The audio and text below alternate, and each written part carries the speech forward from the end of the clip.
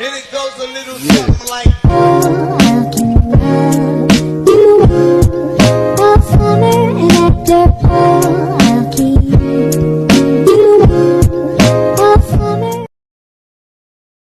Hello, good afternoon. My name is Rodel Parole, and our topic for today is about mean and variance. And there's the example of mean and variance.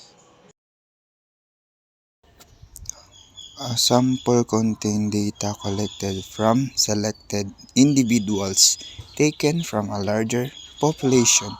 We also learned that the sample mean is the arithmetic average of all the values in the sample.